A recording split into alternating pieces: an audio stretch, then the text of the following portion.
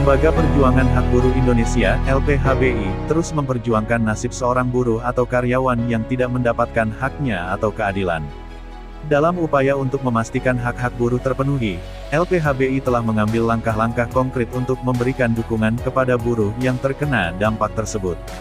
Melalui advokasi hukum dan upaya advokasi lainnya, LPHBI berkomitmen untuk memastikan bahwa setiap buruh mendapatkan perlakuan yang adil dan sesuai dengan peraturan yang berlaku. Dengan semangat perjuangan yang kuat, LPHBI berharap dapat membawa perubahan positif bagi seluruh buruh atau karyawan di Indonesia. Dengan Bapak siapa? Pak Holis. Ada keperluan apa ya Pak berkumpul di BPJS? Saya dan teman-teman didampingi oleh LPHBI mau mencairkan BPJS Ketenagakerjaan. Memangnya ada permasalahan apa sampai harus didampingi sama LPHBI? Jadi dulu itu udah hampir 1 tahun lebih, jadi si pihak perusahaan tidak bisa mencairkan BPJS Ketenagakerjaan dan belum dibayar dari pihak perusahaannya. Jadi untuk pencairannya itu susah seperti itu. Namun sekarang dibantu sama LPHBI untuk proses pencairannya, dan dari pihak BPJS Ketenagakerjaan juga mau membantu dan memfasilitasi kendala-kendala yang ada di karyawan dan perusahaan. Harapan Bapak untuk kedepannya gimana Pak? Harapan saya mungkin untuk rekan-rekan yang lain yang mau mencairkan BPJS Ketenagakerjaan, prosesnya itu harus dilalui mulai dari persyaratannya. Sebenarnya tidak ada yang sulit, cukup mudah untuk mencairkan BPJS Ketenagakerjaan. Jadi antara pihak perusahaan dengan BPJS tidak ada masalah gitu? Iya. Untuk harapan ke LPHBI sendiri bagaimana? Kesan-kesan? Kesan-kesan untuk harapan untuk LPHBI ya, terima kasih setelah membantu memfasilitasi kami sebagai karyawan merasa dibantu. Iya, sekarang persyaratan sederhana Pak, cuma kartu jam sostek,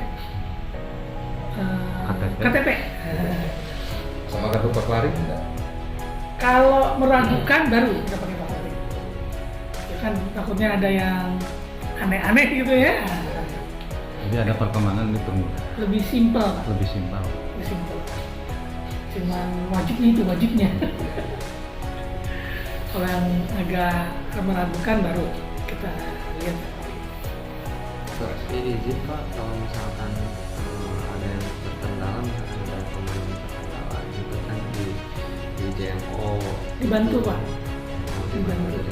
Makanya misalnya 10-10 tadi ya kita bantu. HP kan cukup satu Pak. Iya. Paling cuma email sama email aja kali ya. Nah, yang dibuatin yang Kalau tanggapan Bapak mengenai adanya LPHBI dalam permasalahan ini bagaimana Pak?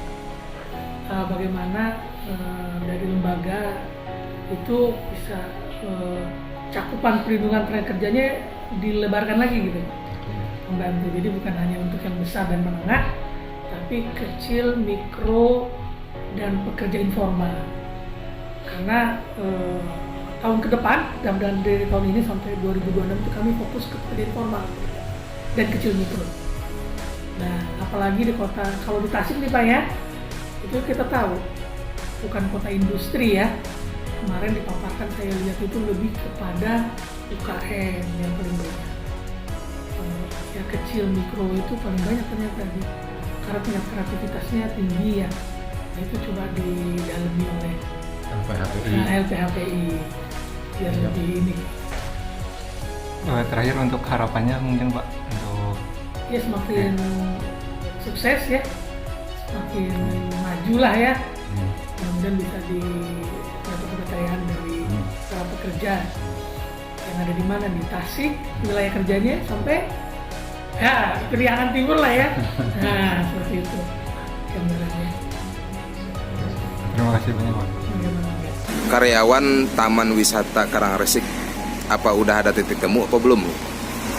setelah kami berupaya untuk mempertemukan kedua belah pihak antara BPJS Ketenagakerjaan dengan pihak perusahaan, alhamdulillah hari ini rekan-rekan buruh sudah bisa mencairkan jaminan hari tua.